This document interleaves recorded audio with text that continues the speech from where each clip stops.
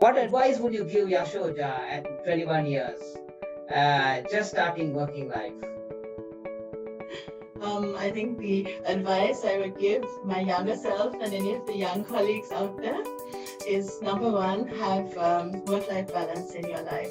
A lot of your bosses will try to keep you at your desk as long as possible to get their work done.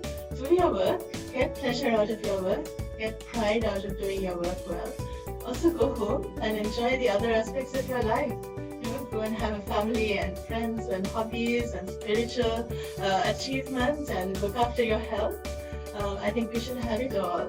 Life is precious, and unfortunately, life doesn't last as long as we thought it was going to last when you're in your 20s and 30s. So enjoy it. Enjoy your life. Be grateful for the things that you have. And when it comes to workplace, it's one part of your life. What they say about the workplace being in a jungle is absolutely true. No one can prepare you for what a jungle it really is until you actually get in there and you get yourself burnt in many instances. I think if I could tell any young person something about surviving the workplace, it's look out for mentors. Not all of us were lucky enough to get mentors, but people who had mentors, they help you understand how to survive in this difficult environment. If you don't have mentors, at least look out for role models. You know, you can create your own personality ultimately by taking different components of people you admire for different reasons and trying to use those as your standard. And try to keep your values. I mean, it's important to achieve, but it's also important to be able to live with yourself at the end of the day. So be successful for the right reasons. And enjoy the journey that is life. I think the journey is the important thing. It's not the conclusion.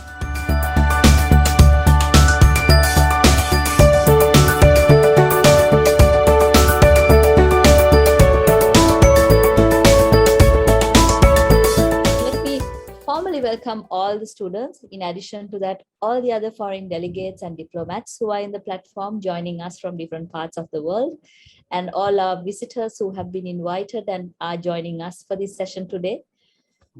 With that, let me also now welcome our chairman, Mr. Bandhu Legodage, chairman of APIT Sri Lanka and vice president of Nestle, to address the congregation and to share his wishes along with expressions. Chairman, over to you. Thank you, Kaushal. As I explained, I'm also enjoying the little bit of darkness, but still, when we are having the discussion with our chief guest today, Excellency, she has a very positive approach that is have the romantic atmosphere when you are having it. This is in this candlelight. So I really take it up from that time. This is what we are going ahead, because this is the right mindset that we want to inculcate among with our new postgraduate students who are coming here to the society as the leaders and the real opinion leaders, I must say. In fact, it's my privilege and is an honor to welcome Excellency Yasoja Gunesekara here today with us, in spite of busy schedule and giving that right start for the people. I'm expecting very, very fruitful discussion on the way. And on behalf of our CEO, Roshan Ekodage, the board of directors, all our staff and everybody, thank you very much for being with us, madam, today.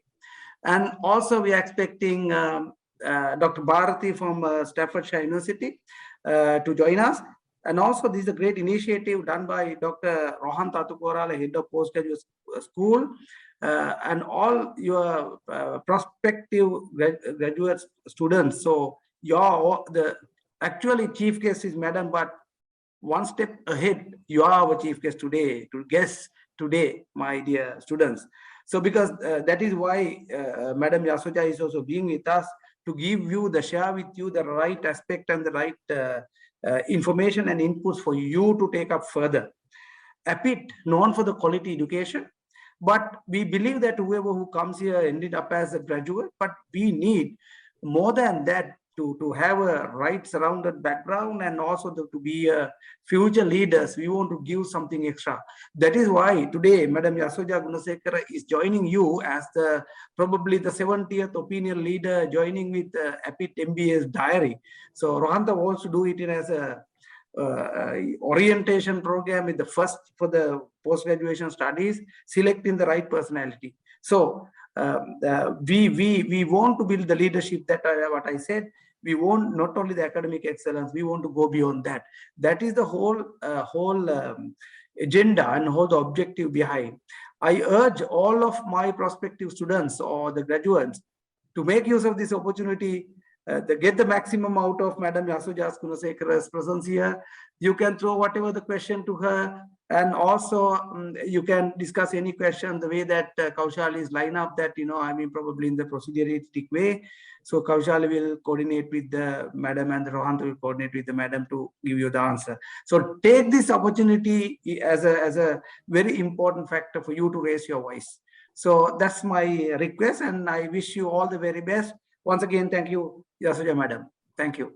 Over to you, Rohant and Kaushali. So now let me invite Dr. Rohanta Tukorala, Director of APIT Sri Lanka, at the same time your guiding pillar for the postgraduate programs, to welcome you officially and to introduce our speaker of the day and to continue the session to the discussion. Dr. Rohanta, over to you. Thank you very much, Kaushali, and my sincere appreciation to Her Excellency. It's actually an honor for us to have you with us today, and it's actually brilliant that we will hear so much of insights from this whole area of the ASEAN. The chairman, the board of directors, the lecturers, and as also the students who have joined today, it's a warm welcome. And I know it's a tough thing to right now give you a clear message. As you know, we have a huge challenge ahead economically with regard to making sure we balance our imports and our exports. We have a very challenging time when it comes to payment of debt. And as you know, we are not very clear on the policy that we have. Now, in this background, about 3 weeks back, I was talking to my former boss of when I served the UN. She comes from a very tough working environment. She has served in Afghanistan, and right now she heads the overall operations in Serbia. And I mean, one of the most, I would say, learned people that I have met in the UN. And her name is Francois Jacob. She was heading Sri Lankan operations for about 4 years when I was heading operations in terms of portfolio development for Sri Lanka and Maldives. And I asked Francois, tell us something about a little bit of insights to the world. and she said that 90% of countries are not aware on how they need to navigate themselves in the current very challenging environment. Now, that's what she said. Only 10% of the people know how to kind of manage the current challenges. Now, in this background, I asked her, give me some insight. We know that many countries are not managed properly. And she said that her analysis is that countries where you have more educated people running the country, who have been gone through formal education, than people who have come through the power play, they have a better skill of managing and reacting to all the environmental shocks that a country has been faced with. Now, this is a very important thing, what she said, because what she said was that, the world that was there in 2018 and in 19 is not the world that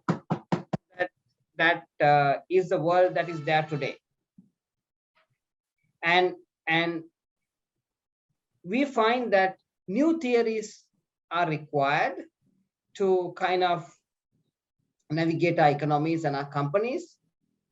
We need new creative ways of uh, uh, solving problems. And this can be done only if you have a trained mind, which means that you've gone to college, you're done your undergraduate, you're done your master's, and maybe some of you have trained yourself a little bit more by doing a doctorate kind of a thing. And those are the kinds of people that can now have those modern skill sets to run an economy. So, so this is a very important point she mentioned. And when I look at the private sector, I mean, I also head about 3 or 4 companies, starting from artificial intelligence to pharmaceuticals, to redistribution companies. I mean, the AI company, I look after Sri Lanka, Maldives, and Pakistan.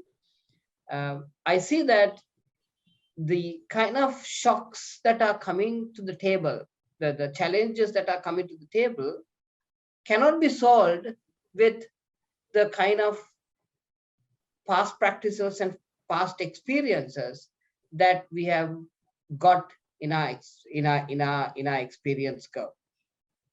So that is the new challenge that we are faced with.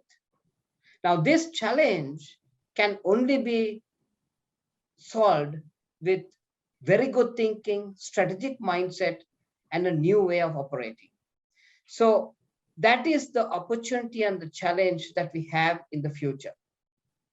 And this is what's helping us in terms of as to how we could maybe navigate ourselves. So I'd like to congratulate all you students. I know that all of y'all are working in companies. Y'all are not full-time students, and y'all are the people who have decided that y'all want to study for your master's in business administration, or your LLM, or your MSc. And we know that things are tough. You know, when you sometimes log in, there is no lights. So then you have to ask yourself, you know, okay, let me just listen to the conversation and subsequently check with people and ask questions. Or some people might say, no, let me just go through the power crisis right now. After that, I will watch the lecture on LMS. So I know things are going to be rough. Okay, we know that you are going to be challenged with so much of things in the office, which sometimes tells you, do you have time to do your studies, kind of, you know, atmosphere. But yet you have decided that you are going to study. And that is, I would say, the exact point that my boss Francois Jacob talked about, that you will learn the new skill sets that are required. You will learn the new experiences that are happening all over the world. And through that, you'll be more competitive in the next 1 to 2 years on the challenges that come to your table. So that's point number 1 that I'd like to share with you. The second point I want to share with you is that, you know, why do you study for a master's program? I mean, I remember when I went to Harvard for my executive education, you know, the professor who came there, he said, you know, why do you do these master's kinds of education? Well, what's the logic? And a lot of us gave our own thinking as to why we are doing studies. And he said that the reason why you do masters is for 3 reasons. The first is because you want to meet a fantastic network of people. Now, if I look at your batch and look at the places that you're working in, I find that y'all are a cream of this country today in this class. So please get to know everybody by their name, see where they are working, get their telephone numbers, so that when you have a problem, you know, you can call up and reach out to them. That's the first reason why you do a master's, network. The second reason why you do a master's is because you want to learn something more than your area of discipline. So if you take business administration, let's assume that you are a supply chain specialist. You got to learn about research, you got to learn about product development, you got to learn about HR, so that once you finish your 2 years of master's work, you come out a person who understands overall business. And that is the kind of respect that you will start getting at your workplace, because when you speak to a non-specialist in your area, they will say, that guy understands IT, that guy earns procurement, he knows about HR. So you tend to start getting in some kind of equity to you as a general manager. So you're ready to be a general manager. The third reason why you do a master's program is that your life has not changed. Your life will not change. Your life will always be the same. You have family responsibilities, you have company responsibilities, you have social responsibilities, and now you've got education responsibilities, and you've got to juggle with all these balls. So what happens is that you'll have to start increasing your pace, or in other words, your productivity. And this productivity helps you, to become sharper and stronger. Now, today, as I speak to you, you are very excited about this whole area of wanting to study. But in the next 2 to 3 months, okay, if I ask you, you might sometimes be blackguarding the person who recommended you to do this study program, But then, if you can keep that pressure on yourself, learn to balance all these things, and keep your needle going up on your in terms of the subjects that you study, and keeping your mark up, also engaging the other people, getting involved in discussions, understanding a little bit about other than your profession. When you get out of this place in the next 1 to 1.5 years, you will feel that your behavior has changed. I repeat, your behavior has changed. And this behavioral change is what exactly is required from a master's program. Okay.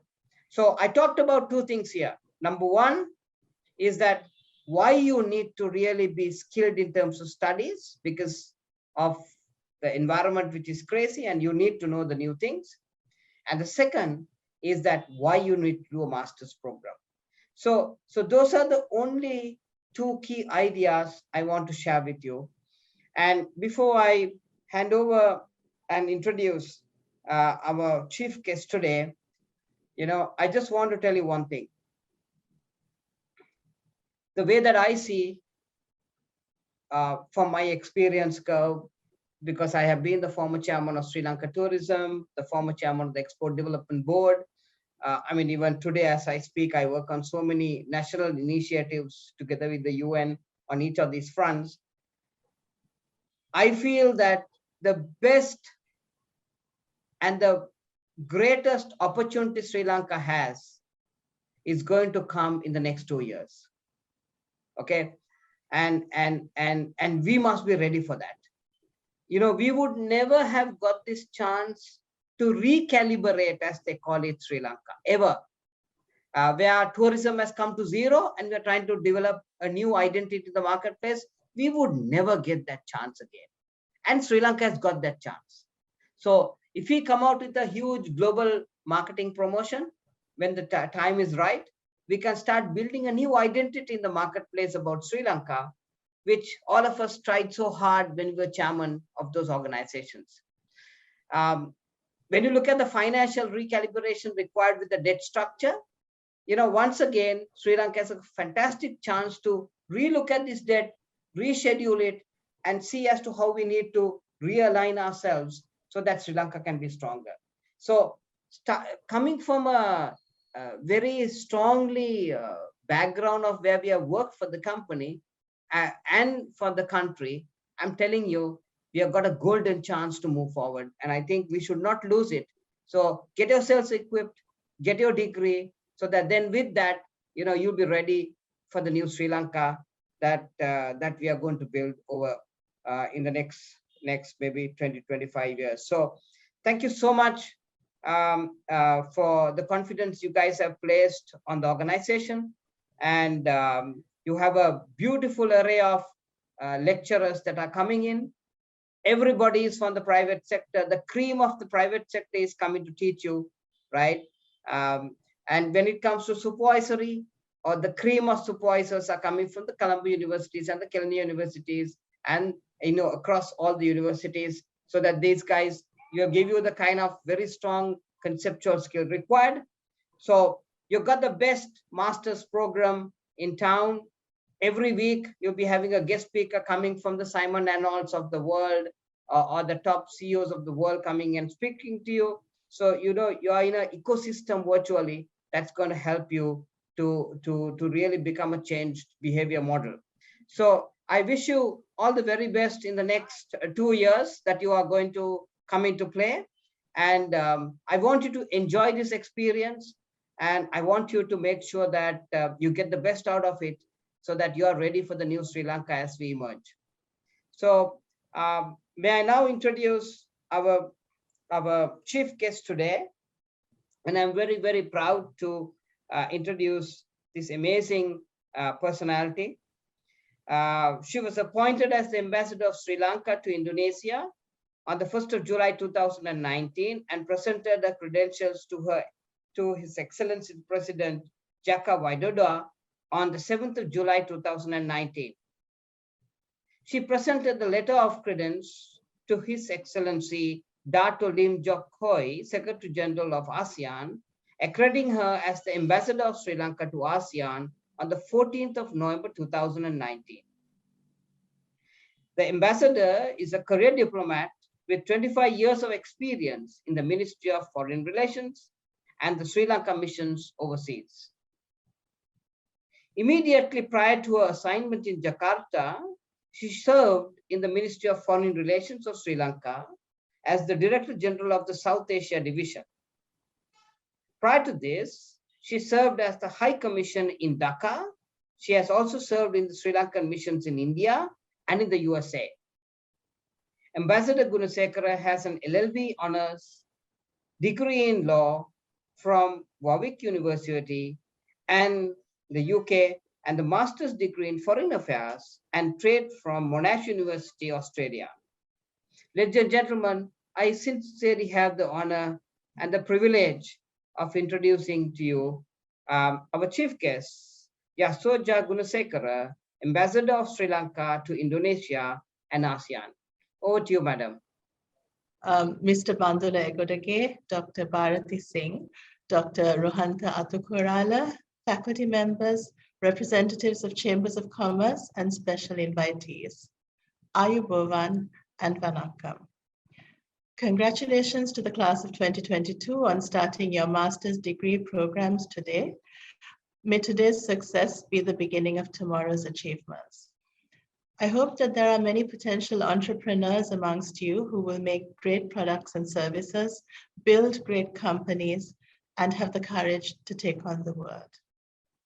Just wanted to share an inspirational quote with you as you take this momentous step in the journey of your life by Harriet Tubman, who was born a slave and went on to be one of the leading abolitionists and political activists in the US.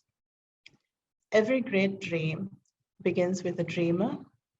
Always remember you have within you the strength, the patience, and the passion to reach for the stars, to change the world.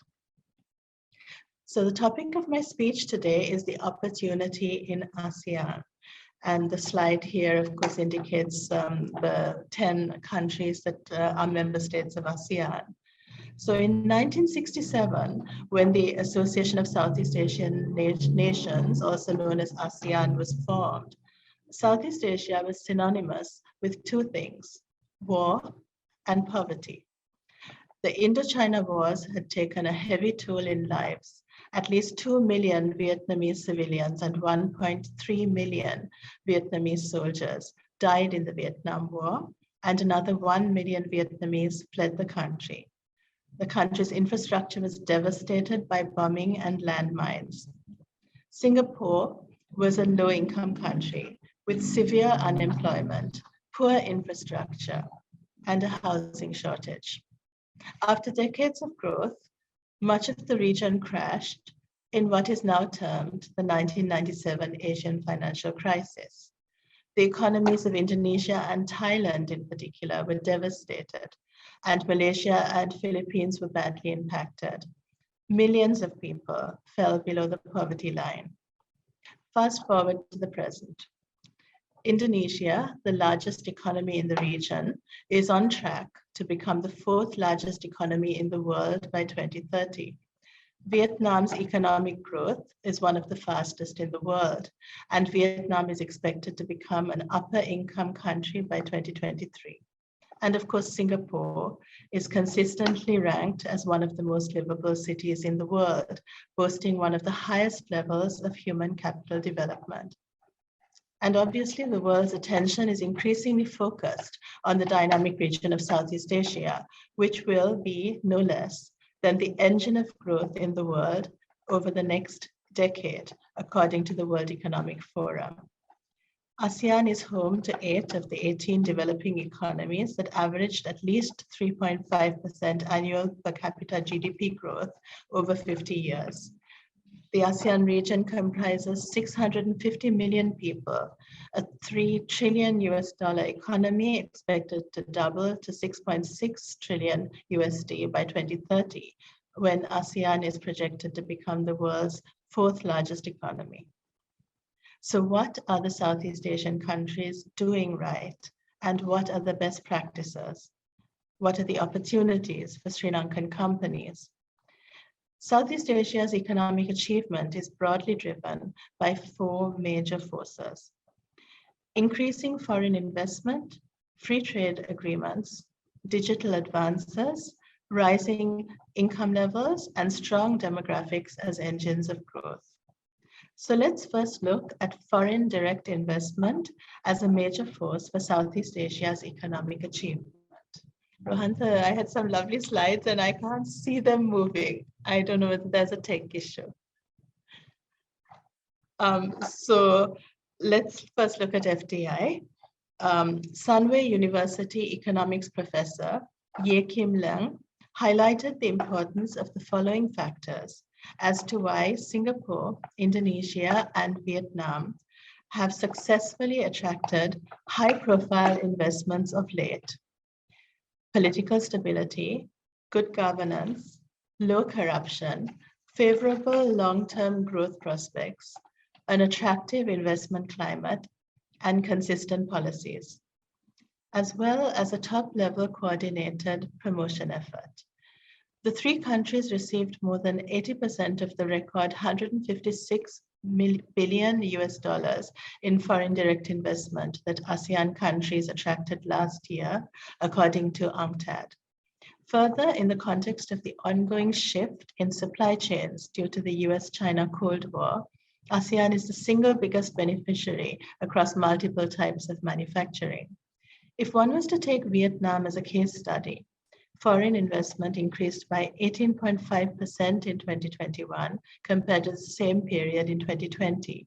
In the first 9 months of 2021, 94 countries and territories invested in Vietnam.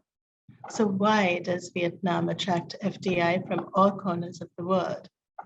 The growth of FDI in Vietnam is driven by its strategic location, young and employable population, low wages, increased number of industrial zones and parks, relatively cheap utilities such as electricity, transport, and internet, and improvement in the business environment. The infrastructure of industrial parks, export processing zones, and economic growth zones throughout the country continues to be improved and upgraded. Vietnam's aim to be digitally transformed by 2030 and the roadmap for that transformation already attracts more FDI into the country. Vietnam has an advantage from the size of the domestic market as well. With a population of nearly 100 million people, Vietnam is considered as an important consumer market in the business expansion strategy of the world's largest corporations.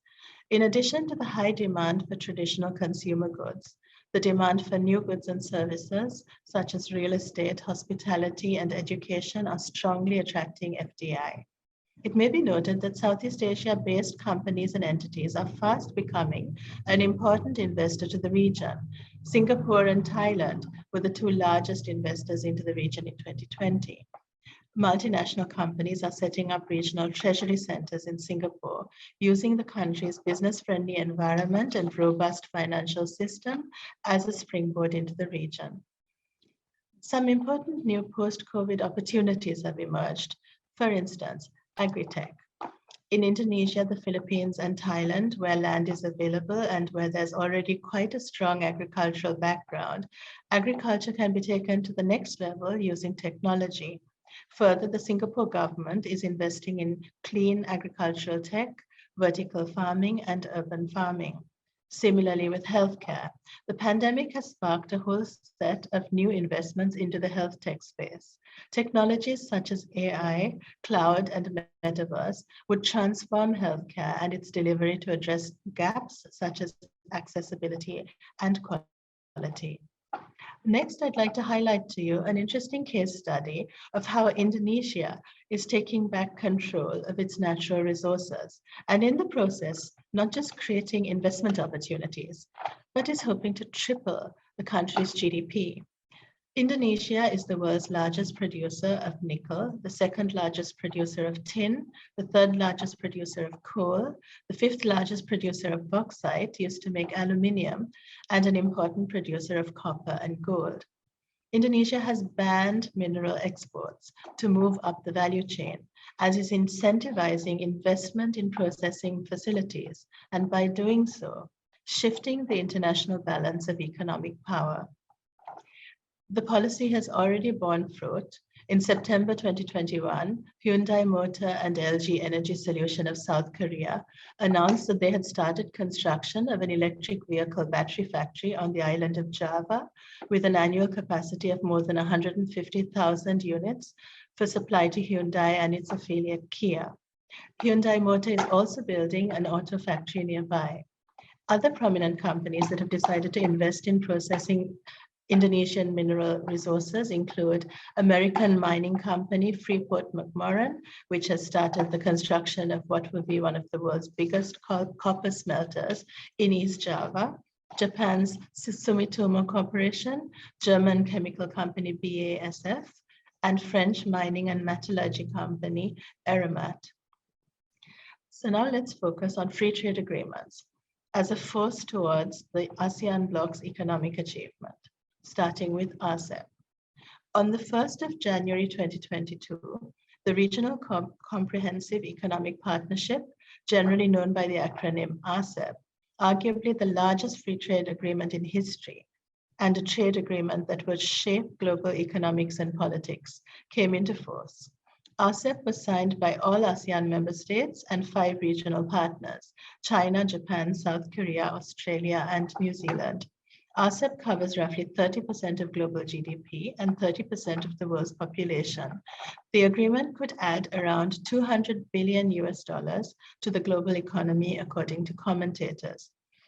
The agreement will make the economies of East and Southeast Asia more efficient, linking their strengths in technology, manufacturing, agriculture, and natural resources.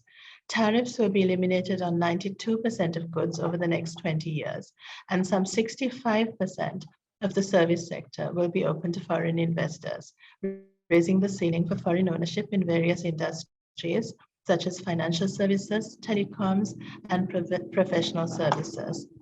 Some other important FTAs the ASEAN bloc has entered into include the ASEAN-Australia-New Zealand Free Trade Area, which covers approximately a population of 653 million and over $4.3 trillion in value.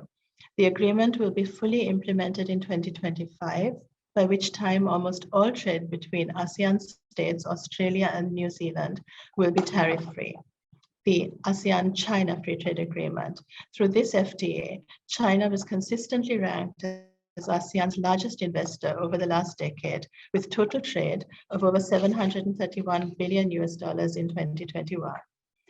In Q1 of 2020, ASEAN overtook the EU to become China's largest trading partner and accounts for 15% of China's total trade volume. Electronics were the biggest contributor to this trade.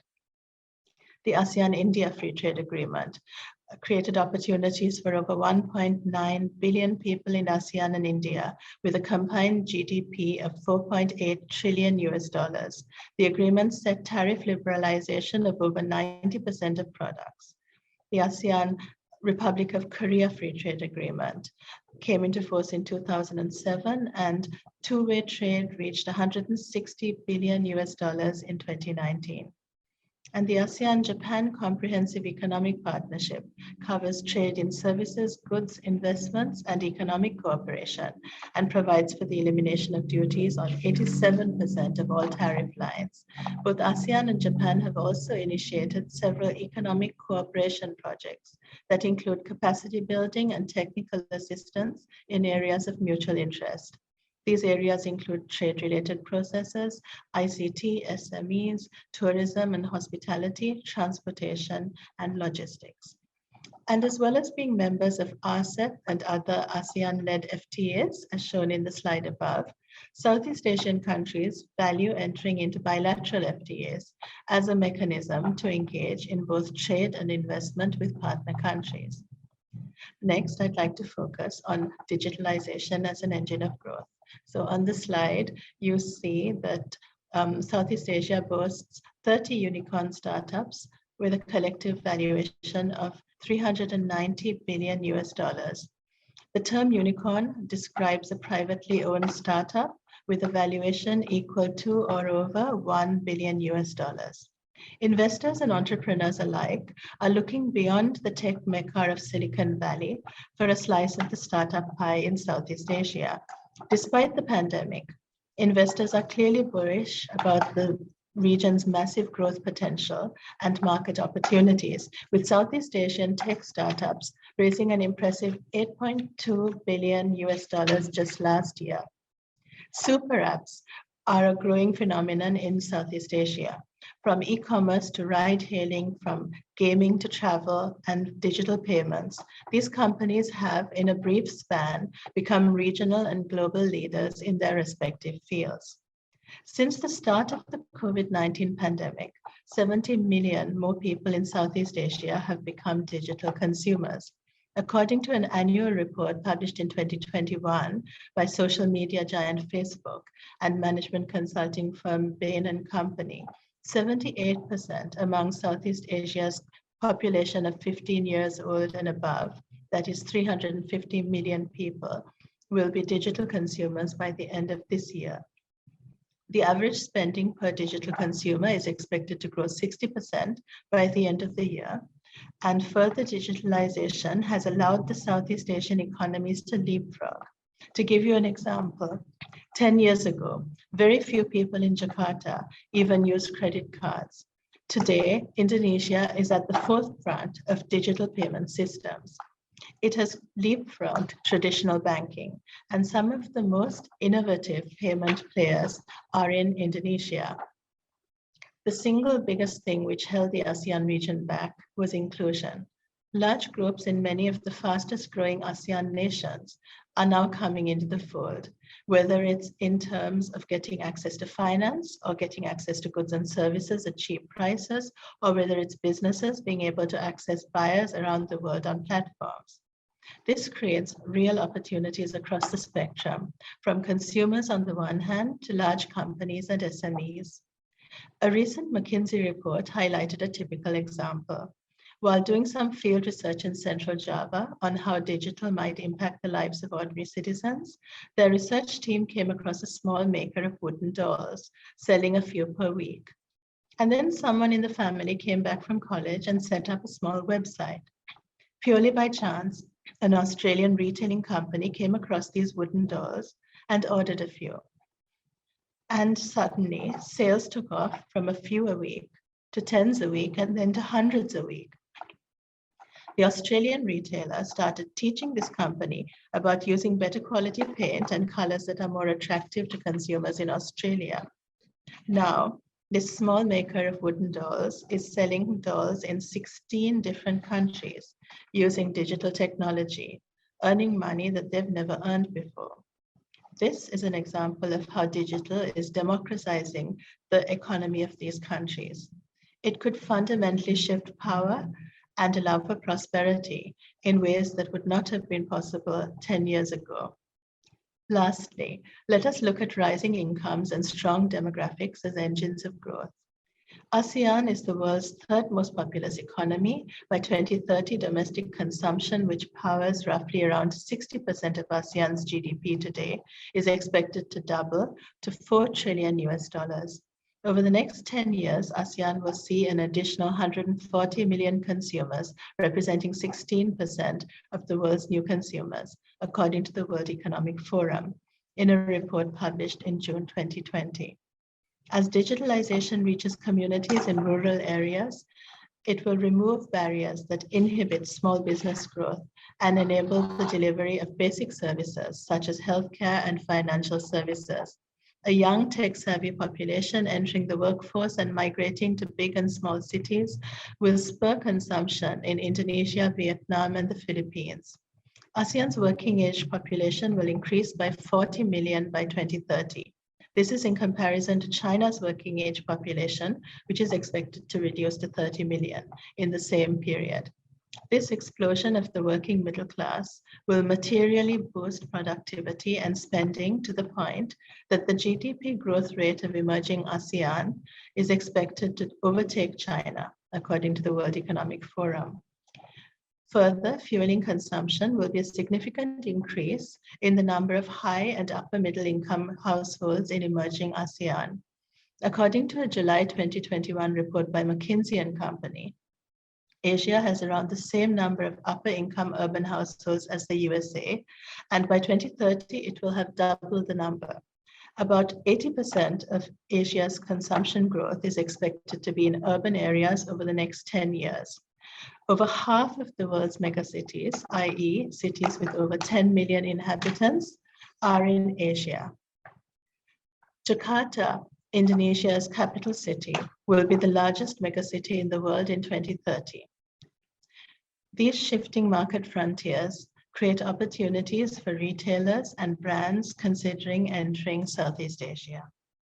So in conclusion, as international attention shifts to Southeast Asia as the engine of growth of the world economy in the next decade, Southeast Asia's meteoric growth, like a phoenix from the ashes of war and poverty in the 1960s and 1970s, offers valuable lessons for us all, including those of us in Sri Lanka, about how countries can always come back better, particularly in terms of the importance of their openness to free trade and attractiveness to FDI, as well as digitalization and rising consumer incomes as engines of growth.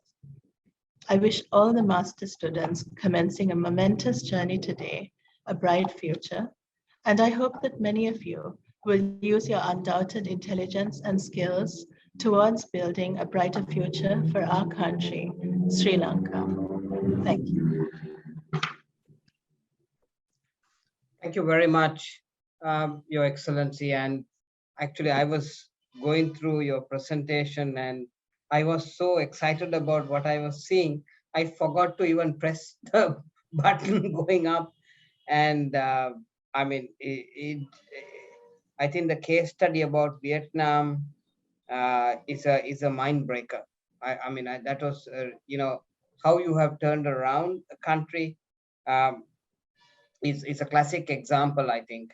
And second, of course, how the free trade agreement, the ASEAN links all the free trade agreements that different countries are having, and it makes it one of the most strongly powerhouses globally, was the second point I picked up. And of course, the third point was how the increasing foreign investment, free trade agreements, and how the demography changes as soon as you have a large forces which tend to push the whole countries together for synergy. So thank you so much, Your Excellency. It was a fantastic snapshot of the importance of ASEAN and how important it is that people who are studying also looks at economic trade blocks, so when you were talking about this, one thing that went through my mind was how Sri Lanka had such a strong relationship with UK on tea. And just as when the COMSEC trade bloc came into play, and Egypt, Kenya becomes one cluster, then how Sri Lanka didn't have that comparative advantage of exporting tea to UK. And it's overnight we lost that market, and then we had to relook at ourselves as to how we can get that business back. So it's very interesting. Thank you so much.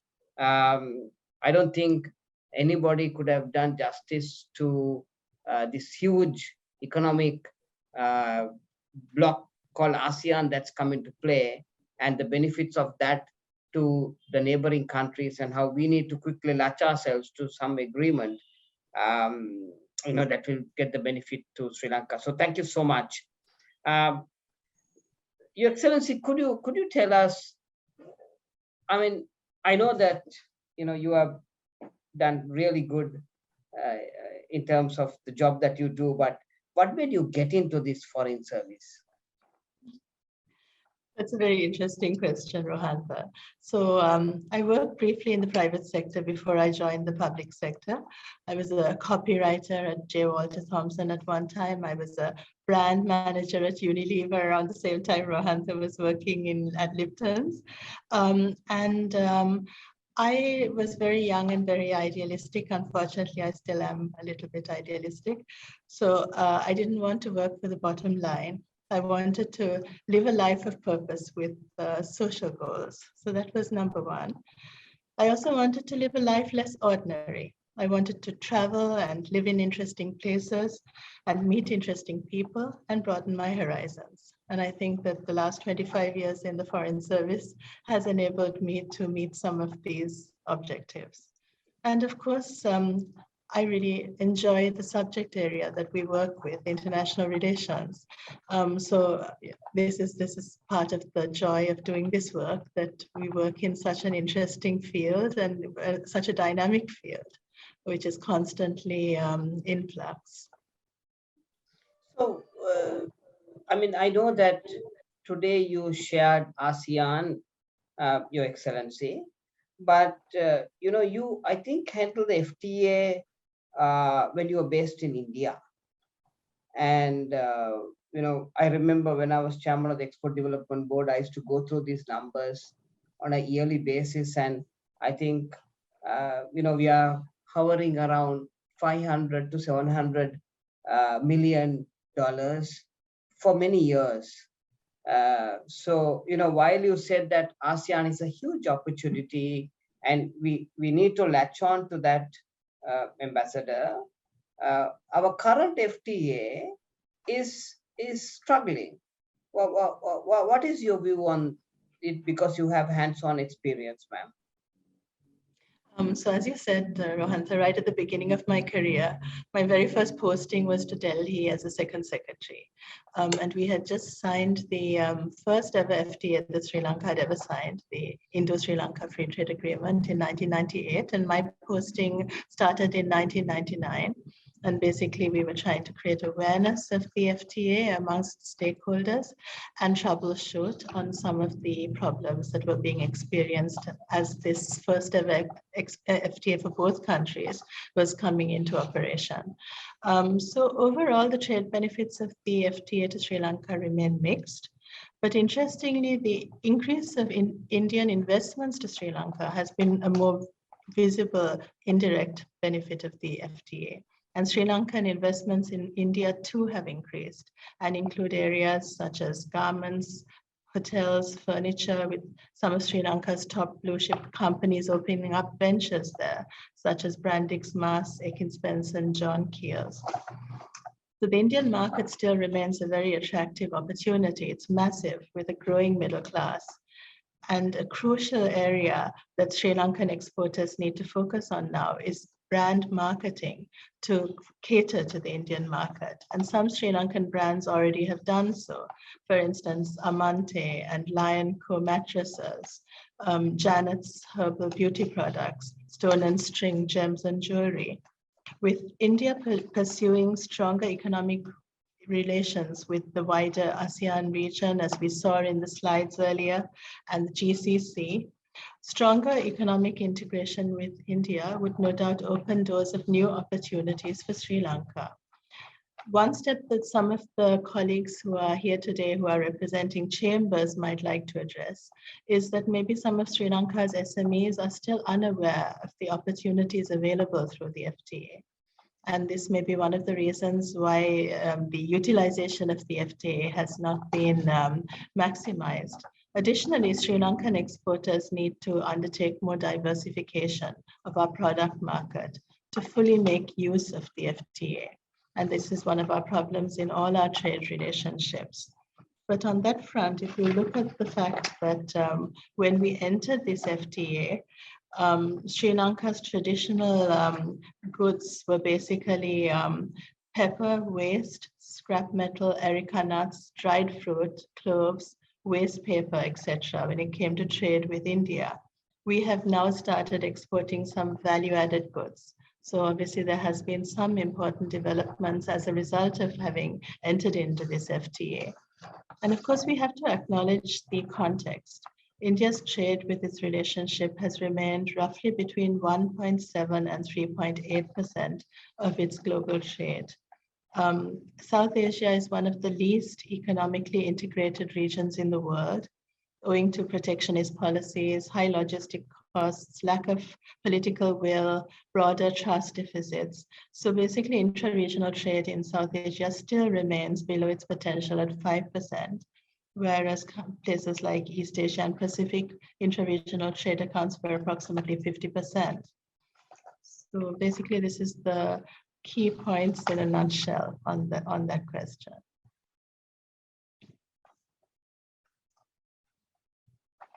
Thank you very much, Your Excellency. But some say that the non-trade barriers are causing this roadblock, and end of the day, we have about 300 million Indians in the middle income category that Sri Lankan companies can reach to. And I think our utilization of tea on 15,000 metric tons is about 2.5%, while we have about 7 million pieces of apparel that can also go in. But again, the utilization of the quota is limited. So people are saying, exporters are saying, ma'am, that it is non-trade barriers. What is your view on this, Your Excellency? So there have been restrictions in terms of non-trade barriers, particularly state taxes when it comes to exporting to India. And obviously stronger political will is required to combat these barriers to trade and to improve the intra-regional trade. And maybe this is something where India's policymakers also need to look beyond the domestic interest to the importance of our region becoming more competitive when you look at other regions, we're so far behind in terms of interconnectedness. So I'm just going to shift focus a little bit on Indonesia, ma'am. So there are many Sri Lankan companies based in Indonesia too. I know that India is, Indonesia is like a booming country, and you very rightly said how from 1967 onwards, how it started picking up. And tomorrow you might have Indonesia playing a rather role in the whole of ASEAN. So how are Sri Lankan companies performing there, and what is your key reason why they continue to work there, kind of? What's your opinion, ma'am? So basically, the Indonesian ambassador in Colombo told me that Sri Lanka is now the 34th largest investor in Indonesia. And this is a significant aspect of the relationship between the two countries. Amongst the Sri Lankan companies with a presence here, you have some of our big players like Mas with a big operation in Semarang, Hikab and Silver Mill with manufacturing facilities in Sulawesi, Expo Lanka and Haley's Advantis in logistics, and Good Hope, which is a part of the Carson's Cumberbatch Group in oil plantations. So there are several reasons why Sri Lankan companies have a presence in Indonesia. Many Sri Lankan companies aspire to become regional or even global in scale. Some companies are looking at resources in Indonesia that are not available in the quantities required in Sri Lanka, such as coconut and oil palm. And then some are looking to have a presence in this very important market and this important region to access the opportunities that are available here.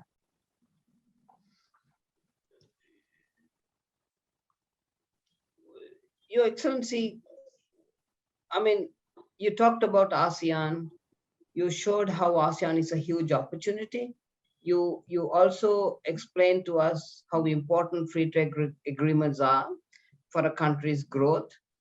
You also showed how, you know, countries can be so small with a lot of challenges, poverty, but how they can be built overnight through free trade and strong focus. Uh, what is your advice to a youngster in Sri Lanka who is studying for an MBA or a master's program? Because we know that there are a lot of challenges in the country when it comes to, in all fronts. And what is your honest opinion, ma'am?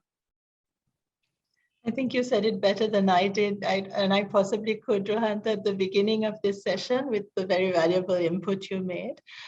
So basically, I think that in our culture as Sri Lankans, we have put a lot of value on education. And as a result, of course, over decades of investment in education, we have a very highly literate population. And education helps develop your personality, it helps develop your skills, it helps increase your awareness of the important issues. And of course, it's important also to tap into one's innovativeness and creativity. And particularly in the world we live in right now, when the challenges are coming at us all the time, then I think somebody who's doing an MBA course right now should be trying to look a little bit into the future as to what the world of the future is going to be. And maybe where the new opportunities are. You know, in my presentation, I talked about the importance of industries like agrotech. Who would have thought, you know, countries that have been talking about moving away from agriculture for so long would now understand that food security and agriculture is such an important industry. There are new opportunities being created by every crisis that we're dealing with. Renewable energy is another important new area. So the MBA students of today should be trying to understand the crises of the present, the opportunities of the future, and trying to help their own companies, their own country to succeed in this uncertain new future. I mean, I didn't actually, this thought nearly didn't come to me, Your Excellency, when I sent this invite, but you are an ideal person to be the chief guest at today's event, because you started your life in the private sector, you served at Unilever, and then only you decided that you are going to, you know, join the foreign service. So, I mean, what do you think you would be doing if you did not join the foreign service? I think it would be something along the lines of social goals. So if I didn't join the foreign service, maybe something like the United Nations or teaching. I find it very satisfying to interact with young people, and teaching would be a very, very satisfying profession, as I'm sure all of you who are teachers in this audience can verify. How is Indonesia coping with COVID, Your Excellency? So firstly, I should stress that we have the fourth largest population in the world in Indonesia, 270 million people, and they're spread over 17,000 islands. It's a massive country and it's very densely populated. So obviously that would have made the management of this pandemic particularly difficult. And Indonesia suffered one of the worst COVID outbreaks in Asia, indeed in the world, during the Delta wave. by early August last year, the wave of COVID that battered Indonesia caused something like 50,000 deaths in a few weeks, with the total number of infections in the millions. A few weeks earlier, Indonesia had been declared one of the world epicenters of the virus, and the country was struggling to find oxygen, hospital beds, and other necessities for COVID patients. In fact, right now, we're just coming out of the Omicron wave, which spiked in mid-February. Unlike wealthier countries in the region like Singapore, at the beginning, Indonesia did not have early widespread access to vaccines. So currently the vaccinated population, that's the double vaccination, is only 52% of the whole population, and they're currently administering booster doses. So despite this very challenging scenario and the GDP growth in 2020 going into minus figures, minus 2.1% in 2020, the economy bounced back in 2021 with 3.69% GDP growth. And this year, it's expected to expand to 5.6% and 6% in 2023, according to the IMF. So one thing I really appreciated about the way that Indonesia handled this crisis is that whilst the crisis was at its peak, the Indonesian government was actively working towards the eventual economic recovery. For instance, aggressively going behind investment and identifying new strategic industries such as the electric vehicle industry that I highlighted in my presentation. Another important thing to note is that President Widodo, who started off as a mayor in Surakarta, and he started from a business background. He was a successful owner of a furniture company, and someone who's very close to the everyman, the ordinary person in this country. He fought against suggestions of tight lockdowns because of concern over the livelihood of the large numbers working in the informal sector. So therefore, we didn't experience tight lockdowns, and I think that resulted in the economic damage to the people at the working class and informal sector being significantly less. So this year, Indonesia is the current president of the G20, and they are trying to work as president of the G20 towards global recovery. And the motto they've chosen for their presidency is recover together, recover stronger. Ambassador, I mean, you had an amazing career. Unilever to foreign service, serving in the second secretary to India, and then of course, you moved around, and today you're got the experience of driving, one of the strongest economies in the whole of ASEAN region. So what next in your career? Where do you go from now? Well, after Indonesia, I go back to the foreign ministry. All foreign service officers serve 50% of our careers at headquarters at the foreign ministry and 50% of our careers overseas. And to be honest, during COVID, I've been toying about maybe thinking about a second career somewhere along the lines.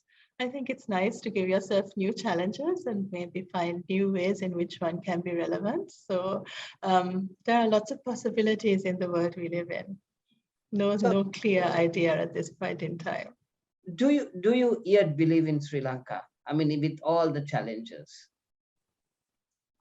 Of course I do. The thing is that we've had a bad knockdown. I think just because we're really struggling right now with the beating we've taken from the impact of COVID-19, I don't think we need to give up on ourselves. We are a resilient people. We've faced and overcome many challenges, including the 2004 tsunami and the 30-year war against terrorism. And at this point in time, it's important for us to remember what we have to take pride in, what we have to celebrate, and what we have to be inspired by. So Sri Lanka has been renowned throughout the world for centuries. And one of its names was Serendip, which is the root of the word serendipity, which means finding good things without looking for them. Our country is one of the most ancient countries in the world. We have a history of more than 2,500 years of recorded history. And some people say that our history goes back about 5,000 years. And our people have significant achievements to take pride from. Sri Lanka is and always was blessed by its geostrategic location, with a central location on all the main sea routes of Asia. And of course, our country is blessed with beauty, and it's blessed in every way with magnificent natural resources. We enjoy remarkable biological diversity. In modern times, we can be proud that Sri Lanka is Asia's oldest democracy, with universal franchise received by both men and women in 1931. And the system of representative democracy based on universal franchise has survived all challenges over the last 74 years. Further, Sri Lanka was the first country in the world to elect a female prime minister, Madam Sirimava Bandaranaike, who became Prime Minister of Sri Lanka by election in 1960. And Sri Lanka has consistently led South Asia in human capital development. Sri Lanka's pre-pandemic human capital index score is higher than the world average and that of countries with similar income levels. And of course, last but not least, Sri Lanka is a country rich in diversity. We practice the 4 great religions of the world. We have 3 official languages. The diverse people who call our island home can trace their lineage to numerous places of origin, including some from here in Indonesia, from the Indian subcontinent, from Europe, the Middle East, and Africa. So I don't think any of us should be giving up on Sri Lanka right now. We've taken a blow, we'll come back stronger.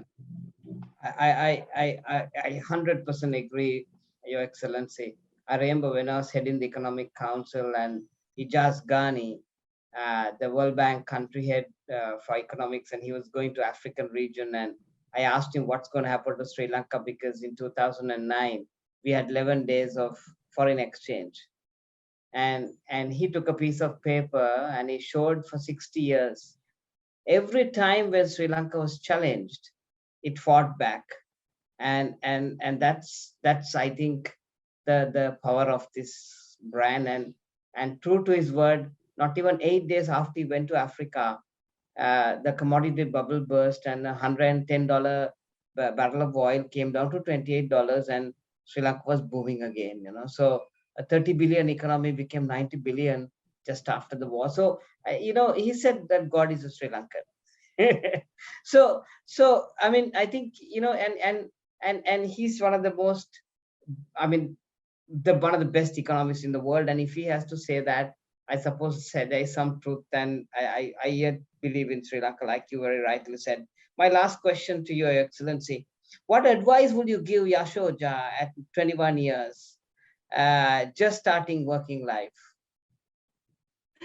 I think the advice I would give my younger self and any of the young colleagues out there is, number 1, have work-life balance in your life. A lot of your bosses will try to keep you at your desk as long as possible to get their work done. Do your work, get pleasure out of your work, get pride out of doing your work well.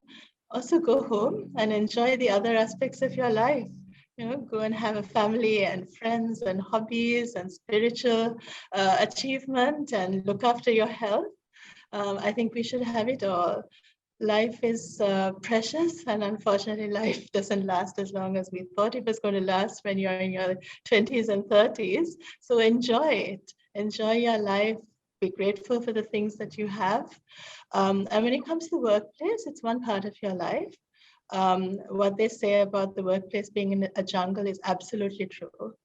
No one can prepare you for what a jungle it really is until you actually get in there and you get yourself burnt in many instances.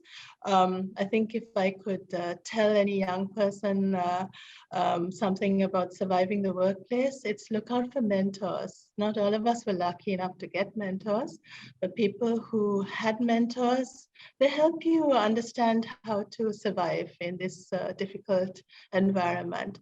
If you don't have mentors, at least look out for role models. You can create your own personality ultimately by taking different components of people you admire for different reasons and trying to use those as your standard. And try to keep your values. I mean, it's important to achieve, but it's also important to be able to live with yourself at the end of the day. So be successful for the right reasons. and enjoy the journey that is life. I think the journey is the important thing. It's not the conclusion. If all you're focusing on is the conclusion, can be lonely at the top.